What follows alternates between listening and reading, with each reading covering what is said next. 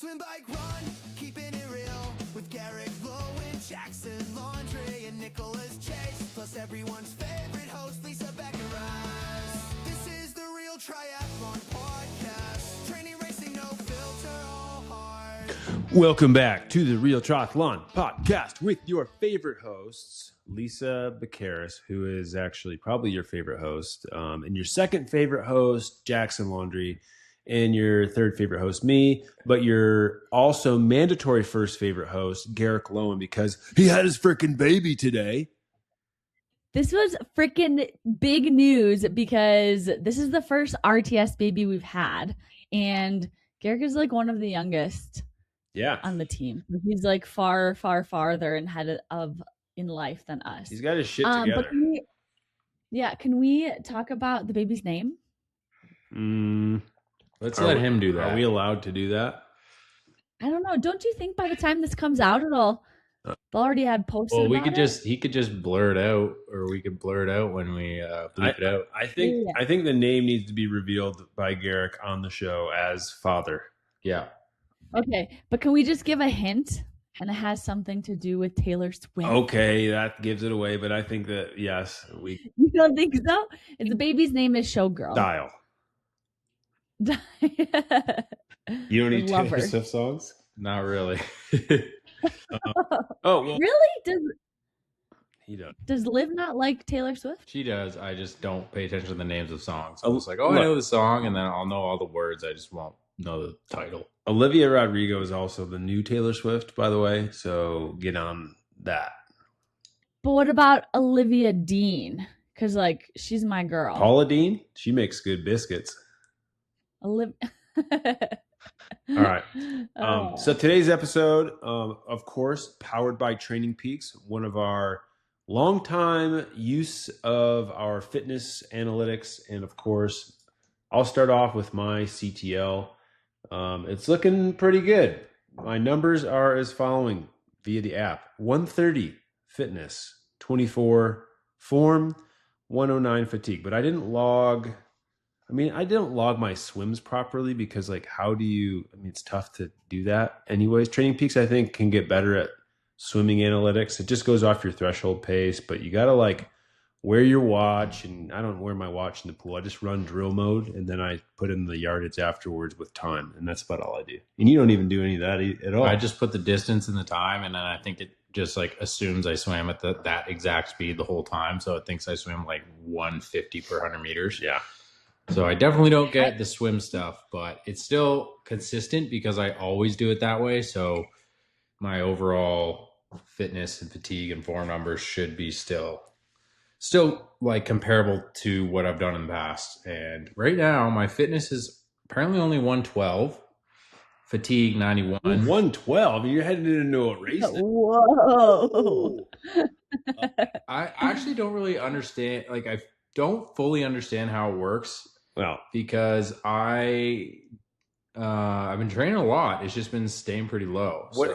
Okay, well, I can tell you that if you don't have your zones updated properly, like FTP, run pace, swim pace, heart rates, all that stuff, it uses the data to adjust all of these numbers. So if your data is not coming in properly or the zones aren't set properly, that might be why your data is a bit skewed. So you should look into that. I should probably look at what my heart rate threshold set to. Yeah. All the bike numbers should be pretty accurate. It's the run numbers that might be a bit off, and then the swim I'm not putting much in. So even the pros are a bit slacking on some of the data tracking. Lisa, what about you? My CTL currently is 146. No. 140. Yeah, 148. Good. That was 146 yesterday. It's 148 today. My fatigue is 153, and my form is a 4. I think you're pretty fatigued, just to be honest. I'm like not fatigued. I'm definitely not fresh. We got basically like another probably 5 days before we start kind of tapering off for Boise, but I wanted to hit 3 hard weeks after Mont Tremblant just to, I don't know, because I know after Boise it'll be basically a week of recovery, and then I'm traveling for weddings and family stuff. And then it's just like, it's only 3 weeks between Boise and Northern California. So it's not a ton of time to like gain a lot of fitness after recovery. So wanted to hit these 3 weeks pretty kind of hard. I also signed up for Northern California today. Yes. Okay, fine. That's Dream good. team. Dream team right here. 3 of us. I was going to give away your room to Kiwi. Who booked it? Me. You can't give away. You can't give away my room. I was close to giving it away, okay? Give away the couch, but not my room. And we're all gonna overheat or like get minor heat stroke. Jackson just ran in 103 degrees. He's good. That's great. If I run 440 per kilometer, I'll be fine. Yeah. He slows down the least. And if you're listening on audio, you might be able to tell that our audio levels are the same with me and Jackson because we're in the same room because he's in Utah at my house. We're exactly evenly spaced. We're trying to do our best. I know we get a lot of feedback on audio. Garrick is going to work on it because he does the audio version. Although I feel like we should give him like a week or two for paternal leave. No, he's not going to get any sleep, so he's going to be editing. He doesn't have to do his real job, so it's going to be like easy, you know? True. Right? Yeah. This is like vacation.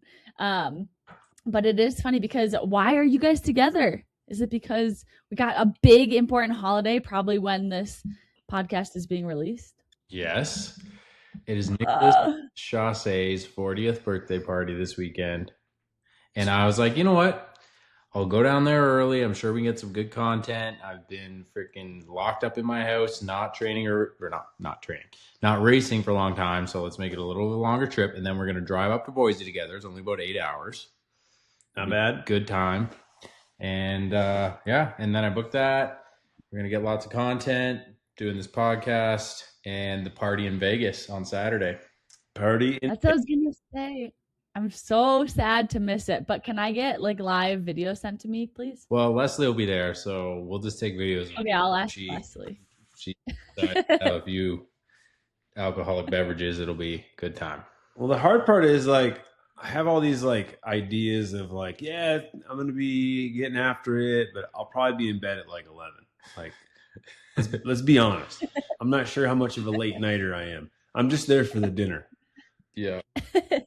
We'll just see when Leslie and Amy roll back in. I don't know. Amy also is 40-ish older than me. So she might not have much more going on. And so is Leslie, but she can. She's got unlimited energy when it comes to partying. Yeah. Shout out Leslie. Maybe you listen to this podcast. No, she doubt it. Yeah. So Boise's coming up.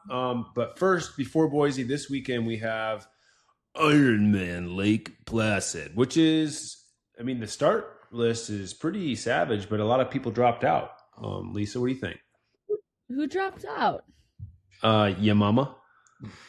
Well, I just know I was looking at the men's list, and out of the top 20, there's only 1, 2, 3, 4, 5, 6, 7, 8, 9, 10. So 10 of the top 20 bibs dropped out. I just know that because like there's only a bib number 1, 2, 3, 6, 8, 10, 12, 14, 17, and 20. So all those numbers that you skip are people who were signed up and decided not to race.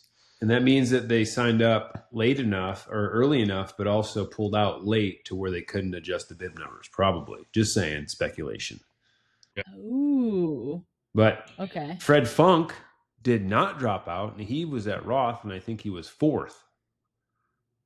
Which was he 4th at Roth? 4th or 6th? I don't know. He was up there though. Like he's in the top 10. I don't. And he's a unit. Like he's a young lad. He's probably the GQ of European triathlon, but he's going there, and I can't wait to see what he does. What's GQ? It's like good looking fella. Okay. I'm just not a big believer that when you're doing Ironmans that close together, you're going to perform well. Well, we're going to find out, aren't we? We'll find out. Ben Canute, who else I just think it's too much. All right, well, let's go through the men's list and then the women's list. So men's list, Matthew Marquardt, Trevor Foley, Martin Van Rio, Christian Hogenhaug, Rudy Von Berg, Jason West, Ben Canute, Fred Funk, Cam Werf, Paul Loiseau, Cody Beals. There's not a ton of other like really recognizable names there. I mean, there's lots. There's a pretty solid list. About those gals. On the women's side, we have Lisa Perderer, Marta Sanchez, Chelsea Sodaro, Grace Theck, Tamara Jewett, Paula Finley, Rachel Zelinskis, Riani Hughes, Daniela Eberly, Shiva Leisner. That's the end of the names I recognize. You know who's not on there, who I was surprised, but she's doing Boise, is Hannah Berry. Because I saw her, Grace, and Rudy all training in Park City when I was up there. And I was like, oh, the Lake Placid crew. But I guess Hannah's doing Boise. I think Hannah was always planning on doing Boise because I don't think she needs to do. Well, she's already 5th, like, pro ranking. So, like. Yeah. And I think she's already done 2 pro series Ironman. So why do a 4th? Yeah. No, unless you're trying to replace a score. But usually I feel like that doesn't go well because 4 in a year is already quite a lot. I'm going to do 4 in a year. You watch me. I mean, I'll finish 2 and I'll not finish 2, but I'll still start 4. No big deal. I think it still counts. Like I showed up, you know? Yeah. I had another year. Yes, I had a year like that about 5 years ago. I've done 4. Remember when I did 2024? I did 4 in like 12 weeks. Yeah. And one of them I crashed and still finished. Frankfurt. Yeah. Oh, yeah. That was maybe the dumbest. Maybe that's why I got injured so much since then. No, you got injured so much because you were on the triathlon hour and you were getting urged along by. No, I got injured in 2025. That was 2026. Yeah, but still. 2025, I think I got injured because that crash, I didn't really get injured, but I think it just like messed up my body enough to where my training was. What was injured? Nothing was really injured, but I landed really hard on my left hip. And I think it just like set everything off and I didn't get proper treatment. I know a little bit about hips, so I get it. I also think that when you do 4 Ironmans in a year, maybe you can survive them, but then like a year later, like maybe that was what was really going on. Yeah, maybe the residuals. Well, chronic fatigue setting in. Let's give it. But go ahead. Sorry. No, I was just wanted to point out that I'm so excited for Paula Finley to be doing her first Ironman, and I feel like all of TPL Nation is super excited. She's on that list. This is her first one. Yeah, I thought she said she would never do one. No, she got the bug.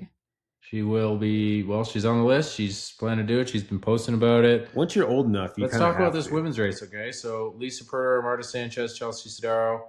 Like, how do we think this is going to play out? We've got Tamara Jewett. She's going to be coming on the run. Paula's probably going to be swim biking really well. I think she's probably going to be pretty conservative, though, is my guess. Just with her like personality and the way she races, I think she's really smart, and I think she's going to be strong throughout the entire bike and maybe not go out as hard on the bike as you might expect. Yeah, Jackie Herring's not there to mix it up, which I'm surprised about. I was going to say, I think I mean, I don't know what kind of like form Lisa Perder is in. She's always freaking ripper. But I feel like she hasn't, I feel like I listened to a podcast with her recently where she hasn't been doing a ton of running. Oh. So I don't know what that'll look like, but I do think that, so that's a question mark. Marta Sanchez, I have no idea what her trainings looks like. I feel like she's been racing a lot. I feel like she always races a lot. So depends on like how fatigued she is. But I think that I think Paula's going to come first off the bike just because she's going to ride like 120 to 125 or 220 to 200 like 25 watts for the whole thing.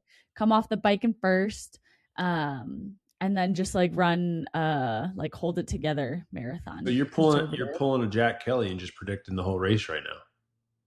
I can predict like all the races. I can tell you what's going to happen in Boise once the start list comes out. Wait, so Chelsea Sodaro, she just has to validate. I also like she had surgery on her Achilles this winter or like early spring. So I still think that like she's probably still coming into like form. So I would expect her to have like a solid day, but nothing like she hit like amazing. Her first race of the year, is that right? She better say yes. That's all she better say all day. Yes. Well, Grace Theck, I think she just needs to get her on the course. I think Grace is going to be in for a ripper. She was up in Park City training with Hannah and with swimming with Rudy. Like she's going to be in prime shape, and she has had such good results at full distances. Let's not forget Roth last year. Yeah. Then this is just her third full distance Ironman. She did Texas earlier this year to qualify for Kona.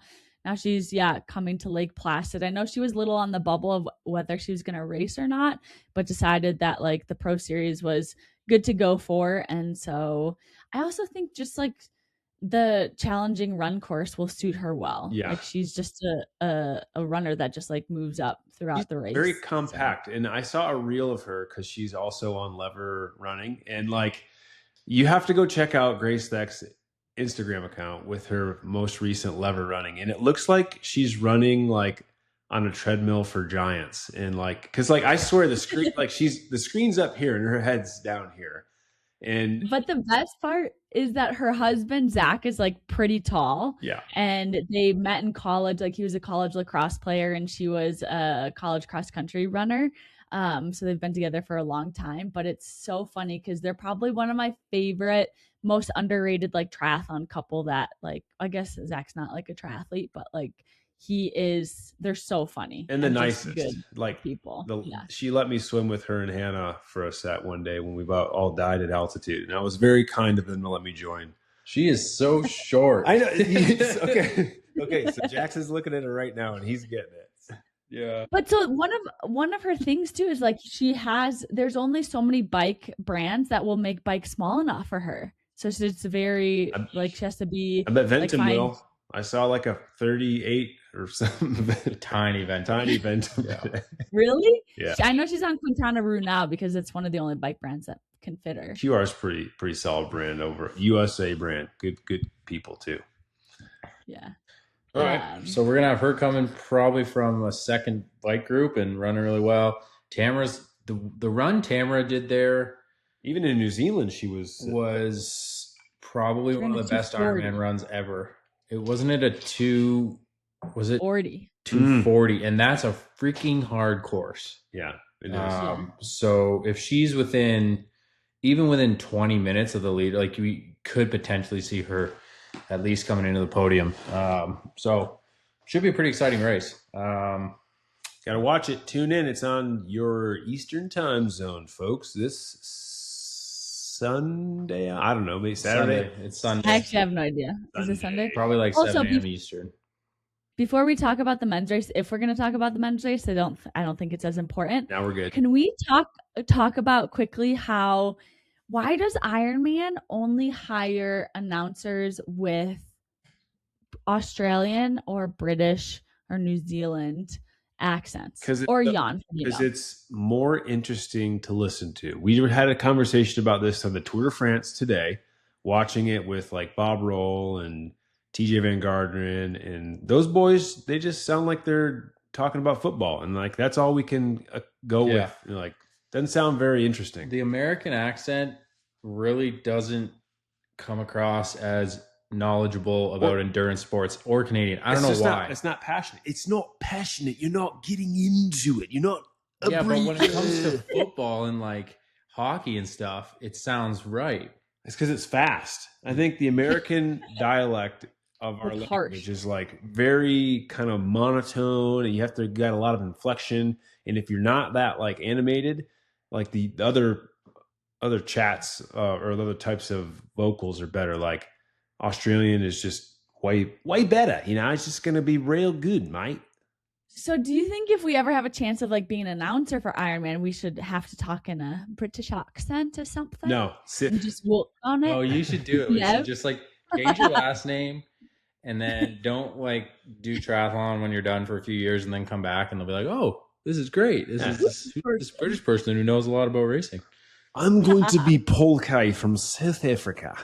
Yeah. Pretty good. You got to get the tongue roll in there sometimes. You would, Nick, you'd be good at that. But we should talk quickly about the men's race because we got Martin Van Riel. I mean, he's arguably a top 3 in the world Ironman athlete. Yeah. But also Trevor Foley, who has been so good. I actually think he can challenge Martin. I think he's going to win. Trevor for the win. And Marquardt, too, though, is extremely good on that type of a course. Yeah, but he's going to cramp at some point, unfortunately. But then Trevor's going to battle back on the run. I mean, Trevor's run, even Trevor's run was probably one of the better runs ever at Placid. It was 2:35. It was so crazy. Impressive. Like he's such a metronome once he gets on that run course.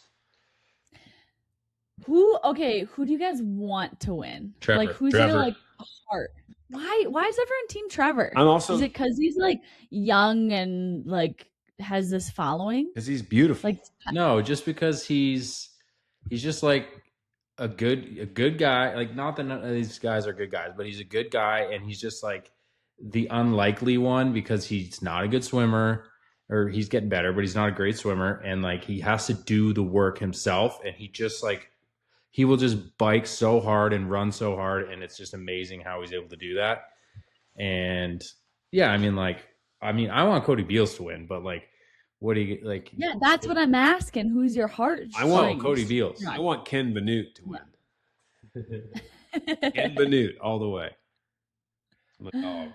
But Trevor, I think, is the actual. Yeah, out of people who have, say, more than a 5% chance of winning, Trevor, I would like to see Trevor beat Martin Van Riel also because, like, if they all have good days and stuff, I just like to see, like, Americans compete with the Europeans, even though, like, I'm not American or European. But it's just, like, Europeans always have the better athletes. So it's, like, you're kind of cheering for an underdog if you're cheering for an American. That's just... Let's also... Can I just pump up Martin Van Riel real fast? At Cozumel a couple years ago, he made the unfortunate off-kilter variation of the bike course and hit a kid and like stayed there on the side of the road to make sure everyone was okay. It was awesome, super professional, and he's a nice guy, and he sacrificed probably like his Kona slot because I don't know if he did or not, but he still ran amazing. And then you got Sam Laidlow trucking over a kid on Solar Hill, doesn't give a F. Martin Van Riel, you got the character, my friend. Sam Laidlow, he's got to step it up. Yeah, I do like Martin a lot. I think it's going to be a good race. It's pretty exciting. Good thing to watch when you're hungover after your birthday, right, Nick? Yeah, I'm going to be real hungover off my 2-drink limit. Got to train the next day, folks. Got Boise the next weekend, so plenty of time. All right, that's enough for racing right now. Lisa, you have some notes in there that I want you to take the lead on because you're the most important person on this show, and I think it's important for you to go. I appreciate that.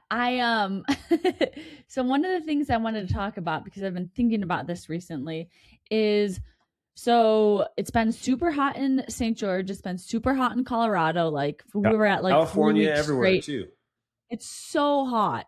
And so I've been trying to like get most of my workouts done by like 2 p.m. Like the outdoor stuff, I'm trying to get it done in the morning. And then my swimming has been absolute shit because I do it after everything else, and then I just can't swim. But should you heat train when you're doing when you're training in like 90-degree heat? Like, so I've started sauna protocol for Boise, and I can't make it past 20 minutes because I'm just like blown. 20 minutes is fine.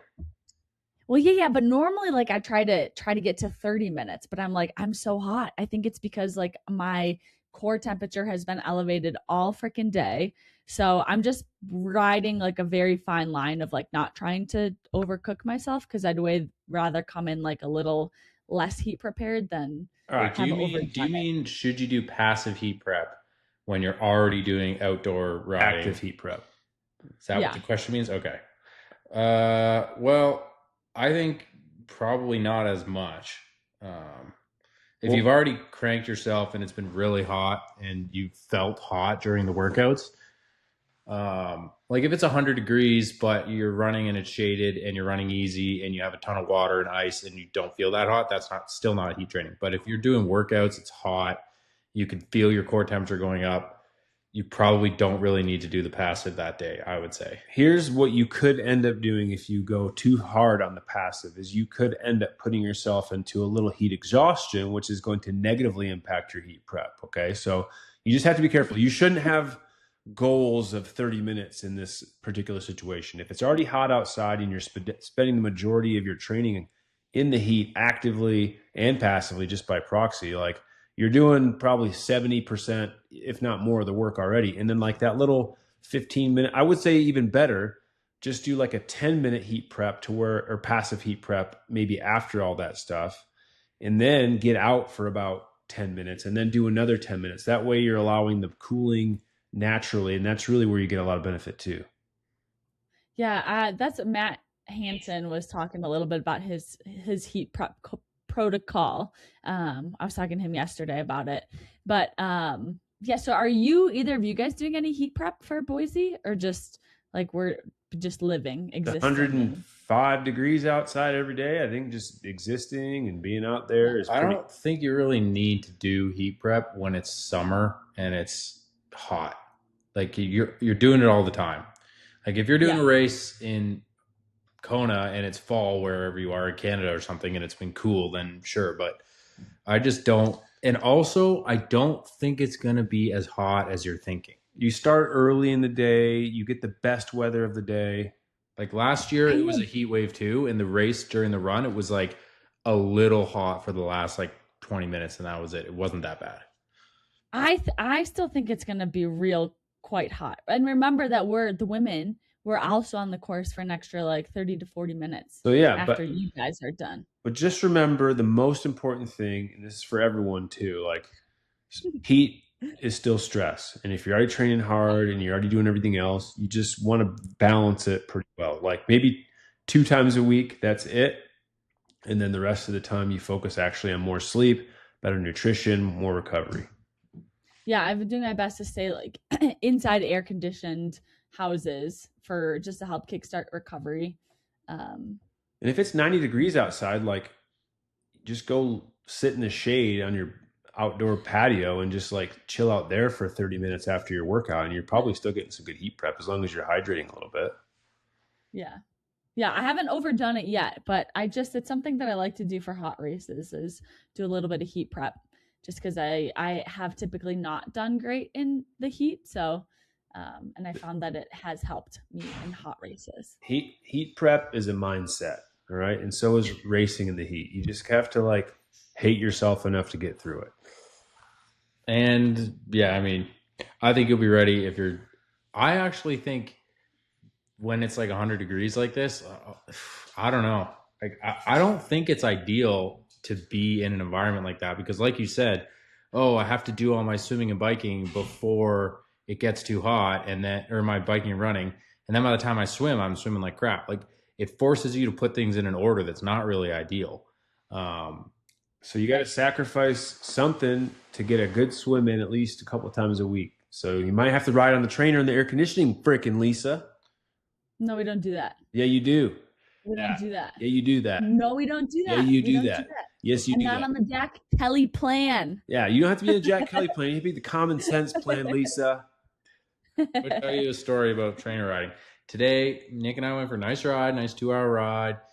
And like, it's just like the whole time I'm like, there's just so much like slowing down and turns and like cars. And when I got the 2 hours done, it's like you've only really ridden an hour. So I had to go out and ride another 45 minutes. He's lying. It's not that ratio. Okay. But no, the average power is like 30 watts less for like just with all the zeros and stuff. Yeah, there's no doubt that the trainer is the way to go for absolute quality. It's why a lot of my age groupers I coach see a lot of gains because they have to ride indoors on the trainer. And a lot of pros suck because they just got to be outside all the time. They can't be in. I'm just saying, when we got beautiful mountains to climb and endless roads without stop signs and cars here, it's great. Lisa, if you did 2 quality trainer rides a week, I promise you would be first off the bike every race. Say one. Just say one. Just one. One promise to do one a week of 90 minutes. 90 minutes. That's it. You know that song like I did it my way. Yeah, we know all about you, Lisa. That is you. Lisa, she like that's gonna be when I retire. And whatever her like opinion about that thing is, it will never change. It does not matter. You are the Greg Harper. No. You're the Greg Harper of anti-trainer. Yeah. No, that's not true. I can be swayed, but just not in this. I don't think I can. You can be swayed. Yeah, I can be convinced. The trainer to Lisa Vaqueris is a GPS watch in the pool to Greg Harper. Yeah, that's perfect. Yes. Perfect. Except there's a difference. Trainer is actually helpful. GPS watch in the pool, not really. All right. I want to talk about this topic next because I think it's valuable because everything's very expensive in our sport right now. And I want to talk about things that endurance athletes are wasting their money on maybe this year because Bike trainer. Okay, good. All right, moving on from that one because I think that's a value add. Let's put that in the value add. What else? Like let's talk about the cost of everything right now. Flights for some reason are way hella expensive. Even if you're like, I have found like if you're trying to book 6 months out, you like don't get a benefit anymore. They're like, nah, $1,800, and if you book last minute, then maybe it's cheaper. I feel like they go up, but not until like 4 weeks out. So flights are expensive. Nutrition is expensive. You're like maybe spending $5 a gel. That's a lot of money there. If you want to use meal prep services, if you want to use carb and everything, like supplements are expensive. Like I think triathletes themselves are pretty affluent. You know, we're not a lot of penny pinchers here, unless you're a pro athlete, because you got to be. Then you are. Yeah. But the people who can afford to do the sport, and they're spending money on it, but I think they're getting hammered from everything. Like coaching fees are so high, nutrition, bikes, wheels, helmets, gear, everything got to, replenish. What do you guys think if you had to pick maybe one or two items that people are wasting their money on? What do you think those items are? Think about it. Play the Jeopardy song, whatever it is. Like, let's kind of get on to this one. I think I'll start since I kind of went in on it. I think you're wasting your money on all of the video subscriptions you have for your television. You're probably spending too much on that shit. You probably that's like you just listed off things that are like thousands of dollars, and a video subscription's like $15. Yeah, but okay, Netflix, Disney Plus, Peacock, Amazon Prime, Paramount, HBO Max, Apple TV. That's about, if you have that alone, that's 7 services. Okay, so $140 a month. How much is coaching? Okay, so hear me out. And then next, how much is your internet? Our internet's like $130 a month for the best, fastest stuff because I never lag like Garrick. So that's like over 200 and something bucks a month just on that. And now you could hire Lisa because she's very cheap as a coach. She doesn't even charge much. She's like $80, I think. That's not true. But I am less than Nick is. Yeah.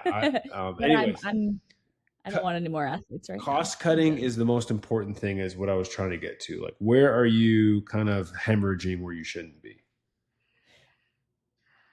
Nothing? Travel has got to be. I mean, it's tough because one trip is like $3,000. 3+, I would say, for a lot of the time. But that's where you're getting your fun out of it. So it's kind of like, it's hard to say to compromise on that. But I do think that a lot of people can have a great time doing more local races and then maybe like one less big travel race per year, or even like one less race. And you can do things that are fun. Training camps. Yeah. Are those a waste or not a waste? I think training camps are the biggest investment. They're never a waste. I also think training camps are going to be like the best experience because they're usually more than just like one day, and you build more lifelong relationships and you won't, stuff like that. Typically, the odds of building a bad memory at a training camp are quite low, unless you just are like a negative person. Yeah.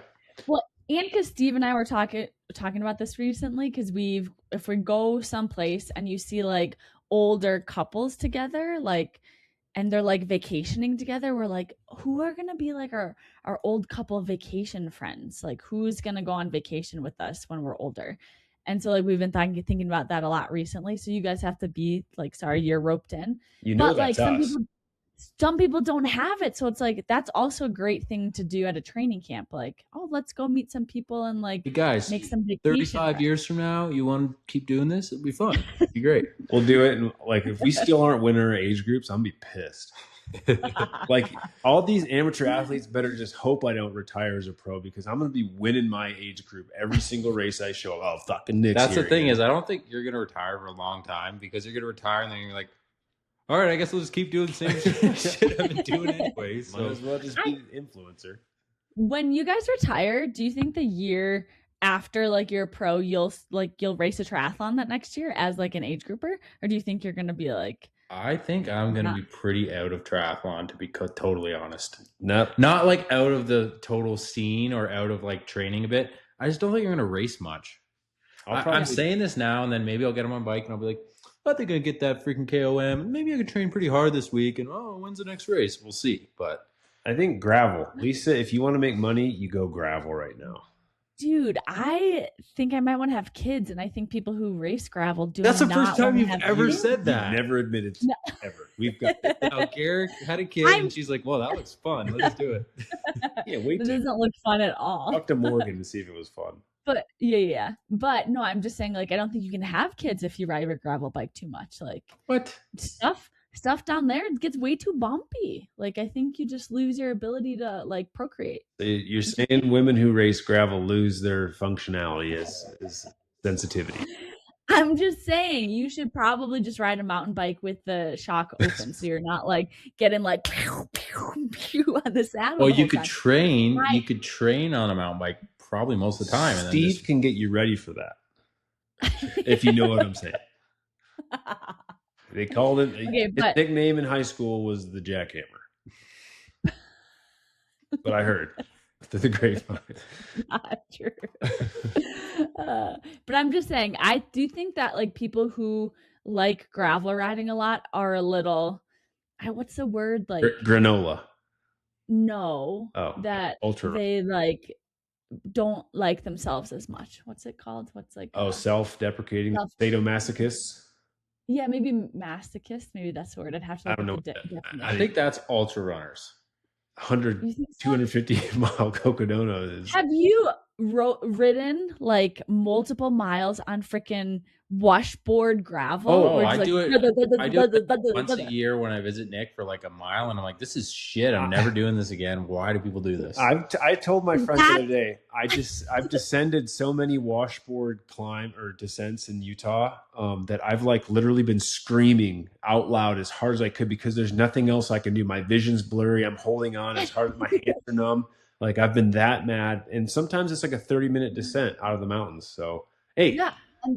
What else are you? I asked what we're wasting money on. We've diverted. Ooh, can I tell you what I wasted money on? That like I got totally influenced by this like 2 weeks ago. Yes. And it just showed up at my door last week. So I was scrolling Instagram, and I got this ad, and it's for a dog drinking bowl that's like automated, and it has a filter in it and a little like spout, so like it's motion censored. Sounds really good. And I watched this thing where it's like, oh my gosh, if you're just putting water in your dog's drinking bowl, like it's gonna get like kidney infections and die because all that bacteria. And I was like, I want Gianna to live forever, and I'm poisoning her by letting her drink out of this like still drinking bowl that I fill up every morning. So I bought this like water fountain, and I spent $100 on it, on a dog water drinking bowl. And I set it up. I got the filter in. I got like charged it so it's like motion activated. And Gianna's terrified of it. She will not drink from it. She's like, I go and like try to like splash water on her, and she thinks that like she's in trouble, that I'm the worst person in the world. You splashed water on her to get her to do more of it? Oh. It was hot, and I was like, drink the water. Yeah, my dog loves it when I force her to do anything. She feels like she's in trouble too. If Aspen is running with me and she's about 10 feet behind me, and I like, come on, get up here, she like looks even sadder. She's like, I'm sorry, I'm back here, and I have to like stop, and then she cowers up to me, and then we start running again. And I'm like, butthole, I just wanted you to run next to me, not 10 feet behind me. So you can't. Dogs are like the opposite. Like you can't do what you think it's going to work. No. But we tried to make it like I like put her favorite thing in the world, the ball, in it. And like she had to like get the courage up to go get the ball from the drinking fountain, but she hates it. Just I put it outside. Eliminate all sources of water in the house and make sure that's the only thing. And then eventually she'll get it. No, but she's so tough and stubborn that like she would probably rather drop dead than drink from this water fountain. This water fountain is like a trainer to you. I know. She'd rather ride outside in the pouring rain and hail than get on the trainer. I think people are wasting their money on all the recovery gadgets. And I was going to say that. I was going to say like I think the trackers, like the things that say you slept like this or that, I don't love those. Here's why.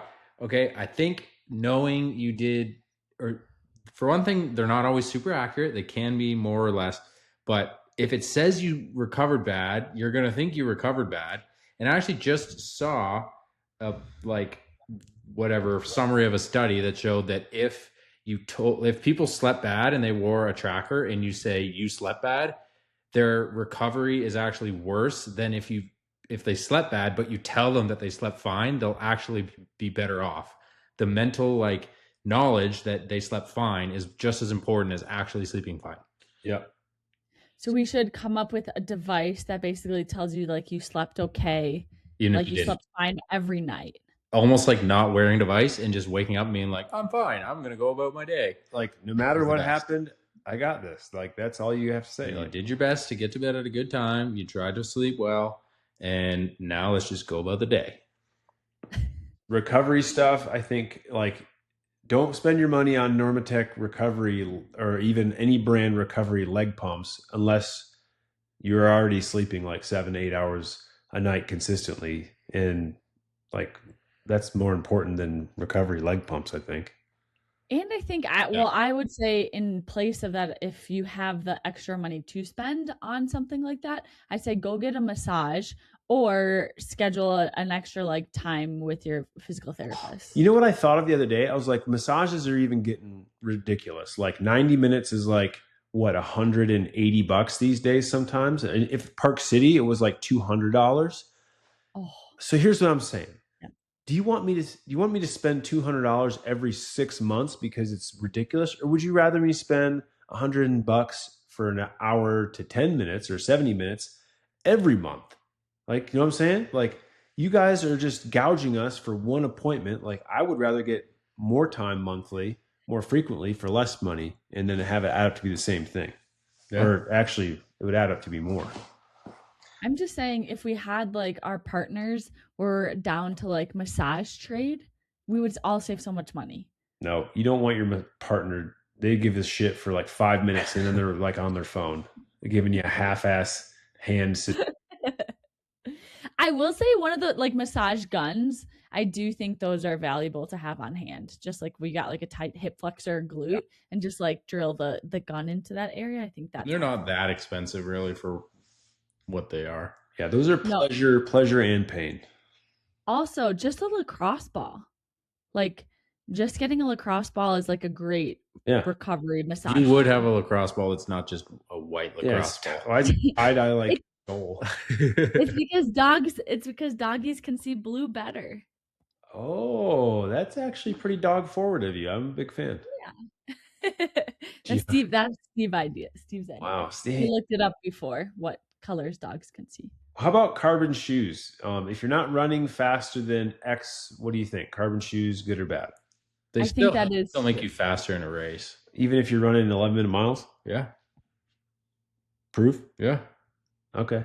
You heard it first. Jackson Laundry. He runs 11-minute miles in carbons. And it's...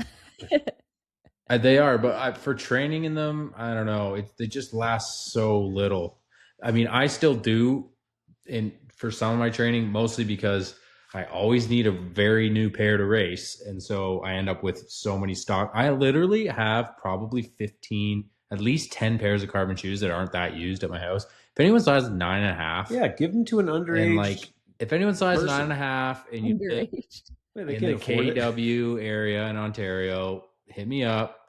And I can probably just either sell you some really cheap shoes, or if you're poor, I can probably give them to you. He'll give them to you for free if you're about under 18 years old, because you can't afford that shit. I've got some college athletes who are like, oh no, I've run these carbon shoes 6 races. I'm like, you didn't get rid of those. It's probably counterproductive at this point. Probably slowing you down. That is true. Carbon is useless at that point. But speaking of selling stuff, I'm gonna have to sell my TT bike here in a couple months. So if anyone's in the market, it's a small medium. I'm 5'7". It's a great bike. It's pink and white. It's beautiful. It's actually been really well maintained. Wait, is it the first time they're letting you sell that bike that they give you at the end of the year? You don't have to return it? Well, we can't talk about my contract on this. Oh, okay. Okay. But it will be for sale. So you get 10%. The benefactor of that sale will remain anonymous. Lisa, we'll give you another bike next year if you sell this bike this year. Orbea is a great bike company. I do love their TT bike. They have come a long way with their TT bike. I never had one of their old ones, but their new one that I ride right now, the Ordu, is just, it's like in the same category as all the, you know, the super bikes, the new Canyon, which everyone is in your obsessed opinion. with. In your opinion. The Trek Speed concept. Probably not as good. Way better than the Ventum. I don't think so. Get out of here. Ventum and it's pretty, and they're unique colors, okay? It's not like a purple Ventum or a black Ventum. Look, Ventum, the only thing that Ventum needs to do better at is some pretty sick colors. PT bike paint. They got some pretty sick NS1 bike. They got a custom NS1 coming out now, which is pretty sick. GS1s are good, but yeah, there's only 2 on the old. But we're about to get the new colorway of the Tempest, which is going to be sexy. Ooh. Anyways, so what else? I think should we go to some passing and smashing? What do you think? Yeah, let's go to Grind My Gears, Pass or Smash. And I don't even have the songs because it's like Riverside doesn't put it on this. Garrick, Pass or Smash. Yeah. Pass or Smash. Tell us now. Don't make me last. Make it last. Yeah, something. That's the best one we got. Okay, so let's pass or smash a few items here. This is one that kind of used to be a big topic, but it's kind of gone by the wayside. Continuous glucose monitors, or CGMs. Remember how like you were cool if you showed up to the pool and you had that like little circular item in the back of your arm? You're like, oh wow, that guy's tracking his glucose at all times. I'm gonna pass on those. You had that. I did have that.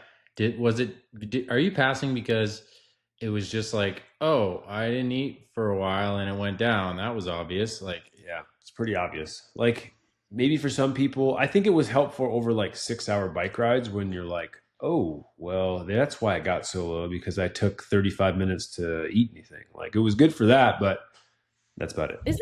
There's obviously like a lag time to it? Is it like 15 to 30 minutes? It's pretty good delay. I think it was because it goes into the interstitial fluid, not your blood. And there's probably a good delay. So I think it was at least like 8 to 12 minutes, depending on some person.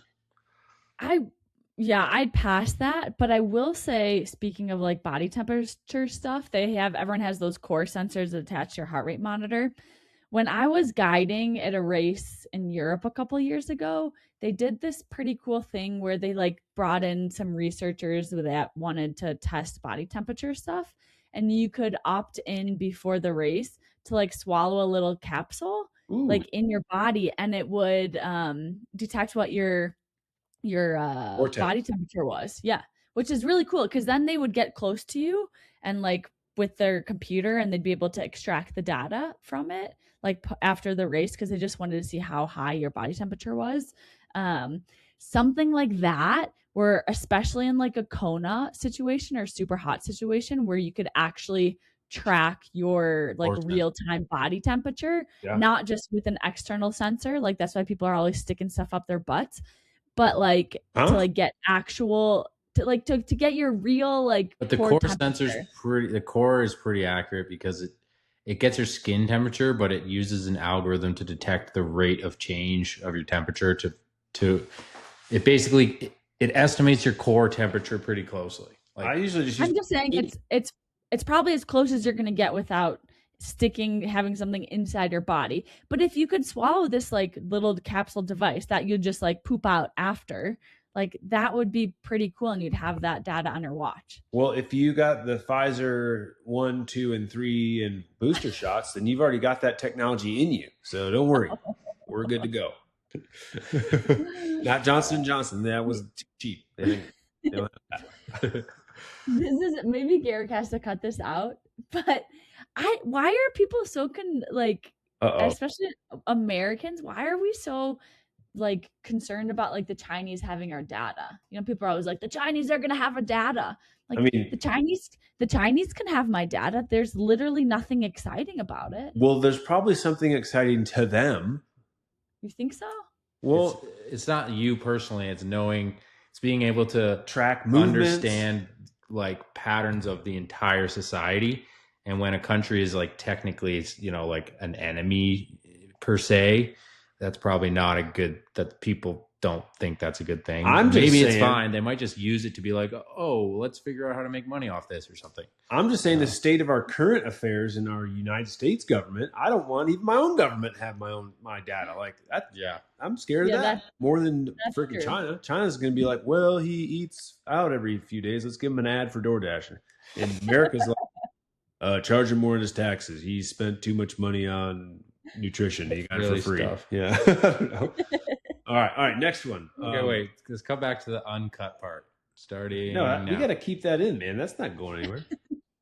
That's not bad. I don't think that was bad. We'll probably cut it. All right. Not the video version will be unedited. Continuous glucose monitor, I will also pass, but I do think the core sensor works pretty well, and I'll probably use that next time I go to Kona. I think core sensor is a good move. I'll get you the pill contact and you can swallow the pills. Okay. I'd swallow the pill. Okay, next one. AI coaching. Pass. Fuck that. Ooh, we got to cut that. Because the head sponsor of our show is Human Go. That's no, it's not. I'm just kidding. Training Peaks, because we have coaches actually coaching on Training Peaks, not AI. I will say that I'm going to smash AI coaching only if you're my training partner. I'm going to pass on it. No, because if you're my training partner, then like you don't have your own coach and they don't really care what you're going to do. And they don't care if like you switch your workouts. AI doesn't care. You're like, so, AI, yell at me. Yeah. They're actually the Ben who I train with, you can like set it to basically level of like cheerleader all the way up to like drill sergeant. And if you like don't complete the workout within like he has it set to drill sergeant. So if you don't complete the workout within like, I don't know, 10% of what it says, it'll like grill you like that was bad and you did terrible, something like that. So you can pay me and I'll do that no matter what. Don't worry. I think the next one's a good one because it's like used to be the vibe. I even had one because I was like, if I'm going to do this, I'm going to go all in and I'm going to have all the benefits. Altitude tents. I'm going to pass on those bad jammers. Yeah, I'm going to pass. I want a sea level tent. There you go. I have one and I don't use them anymore, but they're awesome. If anybody wants to buy one, let me know. You're going to smash it so much you'd like to pass it on. Yeah, exactly. No, I don't know. I think it works technically. Like for me, I found that my red blood cells did go up, but it didn't necessarily result in better performance. So I think because your sleep is worse. Yeah, it's kind of, I don't know. I just don't know if it really does what being in actual altitude does. I think if you had an altitude room, it would be better than a tent. Yeah. Altitude room's probably better than an altitude tent. I don't know. I'm just trying to find ways to not live at altitude anymore. Get a hyperbaric chamber. That's what I do. I take a hyperbaric chamber up to altitude. You guys could probably move. Doesn't your husband commute far anyway? Yeah, you can live in Phoenix. I don't want to live in Phoenix. I want to live in California, but without the billion other people there. What part of California? Sea level, ocean. I love San Diego, but I can't do the people. So I got to find a place that no one lives, that's cheap and is at sea level. And by ocean, it has great 75-degree weather every day. Well, Oregon's the closest bet. People in Oregon are pretty cool. Washington State also. It's not as warm, but like. I think I'd have seasonal depression though. Well, then come to Utah, man. What the hell? I don't know. I think it's 8-hour drive. Yeah. I will say so with Boise 70.3 coming up, it's like super similar elevation to St. George, right? It's I think it's a little lower. Oh, is it? I know on the bike the max elevation is at like 3,200 feet. Well, the max elevation on the St. George course is 4,000. So, it is a little lower. Just saying. Hold on. I gotta get Gianna's ball for a second. Okay. Well, we're going to go to the next topic. Jackson, ice baths after workouts. Pass Also. for the most part, unless you're like doing a multiple race weekend or something. That's the only time. Unless it's after a hard race and you just need to kill some stuff and feel good about your life and just get the relief. You're just stunting your ability to grow if you do it a lot. Yeah, I think if you did a workout where you like just went a little above and beyond and you like kind of gave like your body is feeling really beat up, that would be a good time to do it. Yeah. I don't know. But we're not experts. We don't know shit. This is just for fun. Don't take our advice seriously. All right. We're going to go into, I only have one grind my gears. Wait, I have that same, I have that paddle in my background. Wait, you do? Where's that from? Look at that. Grab that paddle. It's from Super Seal. Yeah. Guys, this is, I was just going to say, this is like the freaking coolest. Yeah, Nick mine was baller because he was third. Yeah, I was only third. Here, so you got a baby paddle. My paddle's big. When is yours? What year? 2019. That's 2015, man. You remember Moki? I think he passed away. No, who's Moki? He was the guy who he's the founder of Super Seal? Super Frog. Super Frog. No, this is Super Seal, the Olympic distance. Well, it was Super Frog Incorporated, the founder, but then the race, they had Super Frog and Super Seal. Then remember, Iron Man bought it and then killed it. Yeah. Oh my God. I was just going to say, this is one of the coolest awards. Oh, hers has an Iron Man logo on it. Oh yeah, yours is when it was Iron Man Super Seal. Yeah. Mine was not branded back in the day. This was actually my second year competing as a pro triathlete, and obviously they didn't have a pro division at this, but I just wanted, after my first pro year, I was like, I need a little confidence. Like, I just want to go race an Olympic distance, and I went there, and they comped my entry, which is really nice. I think you got $50. I didn't get any money, but I won it, and I felt bad because I was a pro. It's because they had like a tape that you broke, and I was like, can you just let the next person break the tape? And I don't think they understood what I was trying to say. I've done local races and won by so much they've DQ'd me. It's 5 times I've won local races, and then somebody else gets called up on the podium. They don't even acknowledge me. Get out of here. I'm I don't really need it, but it still sucks.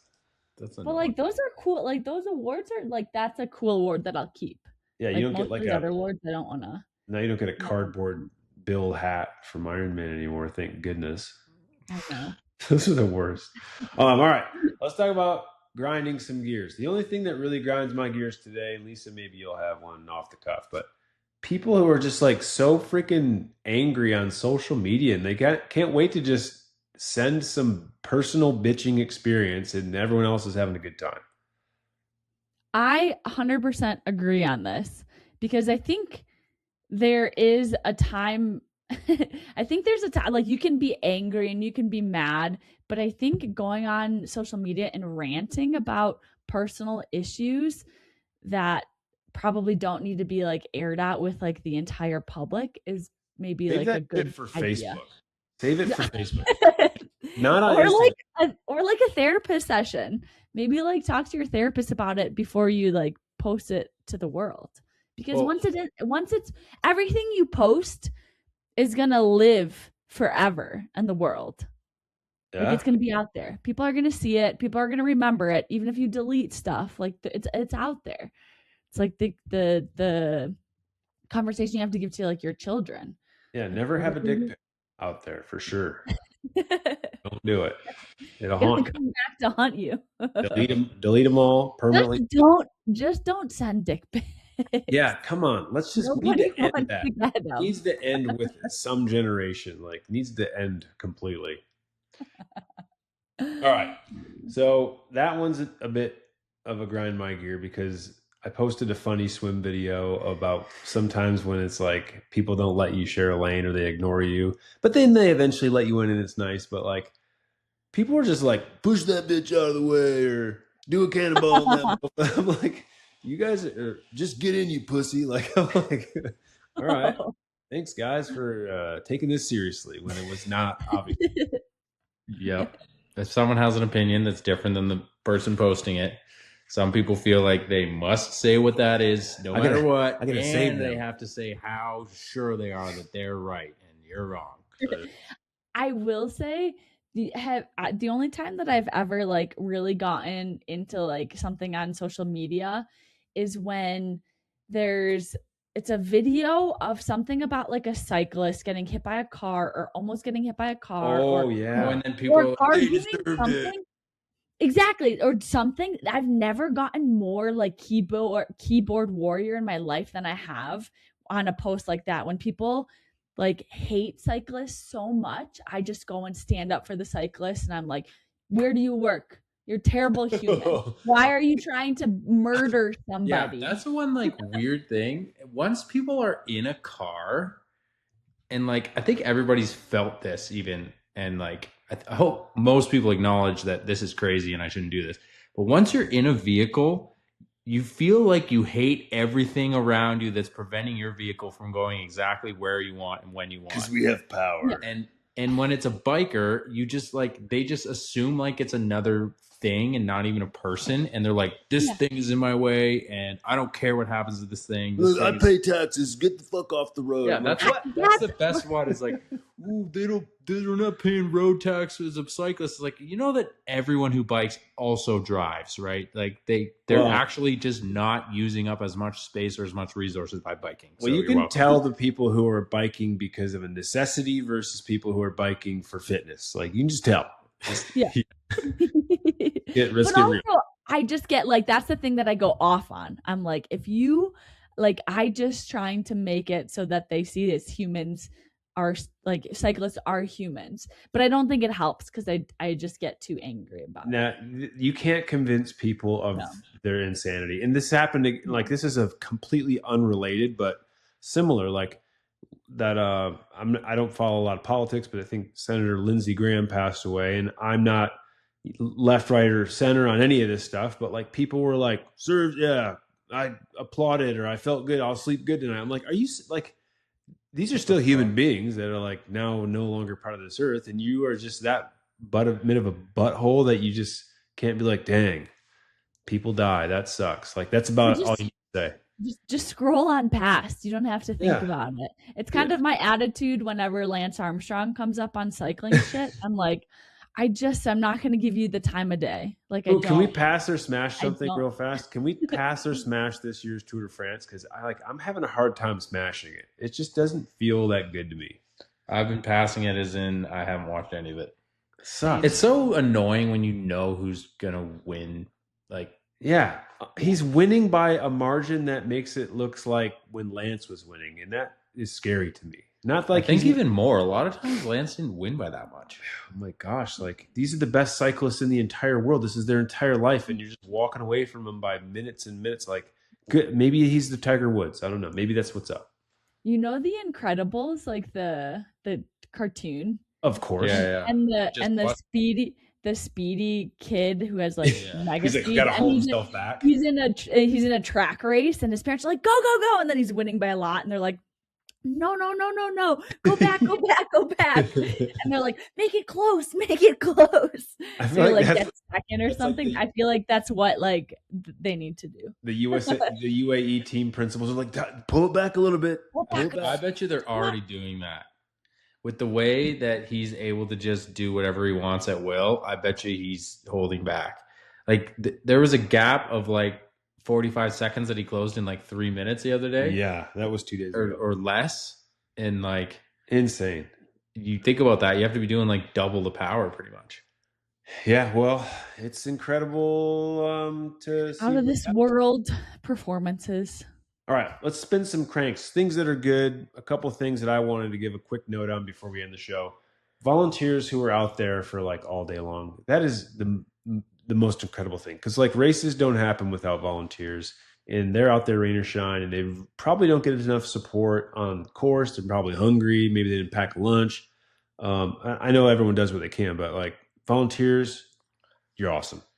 Do you think when we're like retired and like older and whenever, we could all just have our own volunteer, like we can be in charge of an aid station? Yeah, we could that'd all be hang awesome. out together, and we would just like, I feel like it would be really fun, and we'd do a good job. We'd have a party. That would be great. And then the next part of that is spectators who know your name. Like, it's how fun is it when you're out there racing and someone just screams your name and you're like, yes, they know me. And especially if it's like another country. Yeah. That's awesome. I mean, having your name on the bib helps, but I still like every time someone says it, you're still like, you know what? They took the time to read the bib and make it personal. And I appreciate that. They didn't just tell me that I'm almost there when I just started the swim. That's rude. I also, on that note, have you ever like someone's come up and asked for like a photo with you? Yes. And when it happens to me, I'm like, you want a photo with me? Like, are you sure? Do you think I'm like somebody else? Like, I'm Lisa. And they're like, yeah, what, you? I'm like, wow, this is so cool. Did anyone see that? Like, were my parents standing there? So, but that's also, I think, super, super special. So. Next one is after you've done a race and you just hate your life for a minute or two because you're so sore, but you're also feeling good about yourself because you're also sore. And you take that first swim that is like, it's like 30 minutes of whatever the hell you want. You could like probably even walk in the pool and feel good about it. Like that is the best post-race vibe ever. Post-race swim after a race. Yeah. Float Nobody session. else. I like it when it's like the ocean. Ooh, the ocean after, like, imagine finishing a race, you're hot, and then you just run straight in the ocean. And the ocean's like cool. It's like almost wetsuit like temperature, California. But it's hot out. California. Yeah, exactly. But we're not like swimming in the ocean. We're like splashing in the waves. It's like a few strokes. You just drown yourself if you want, like for a minute. And there's no stingrays. Okay, I see one on here. Coffee after a brutal ride. I'm going to one-up it and say after a race when you're just like coming down and you're just like, oh, and then you're walking to your car and then you go by a coffee shop and they have like a nice like iced or like a cold brew and you just get that cold coffee, perk up, a little bit sweet. Oh, it's so good. It's drugs. I don't know. I've been really on like the Red Bull train recently. What? I know. You should be a Red Bull athlete. You need to reach out to them. I'm envisioning this right now, and this is a thing. I think they're missing out, to be honest. I agree. Red Bull. Like Red Bull athletes, like I feel like they're good, but like once they get the thing, like they don't do anything except for exist. Like you would hustle. You have the Red Bull personality. A little crazy. You would wear a little off. Hat. You would wear not normal. You would wear the Red Bull hat like this, and it would be like, whoa, she's pretty trendy. She's in. It would be that side hat. All right. Anything else before we end this show? It was roughly an hour. I don't think so. I'm excited to see you guys this next week, and I'm sad to miss out on the birthday festivities. But yeah, you could have saw us earlier, but whatever. I know. I only turned 40 one time in my entire life, but whatever. We'll celebrate in Boise again. Well, if you've made it this far in the show, please check the video podcast out also. Like it, subscribe it, send it to your friends if they need to learn some stuff from some people who do some things that they also do, which is us. And can we get a congrats to Garrick in the comments? Congrats.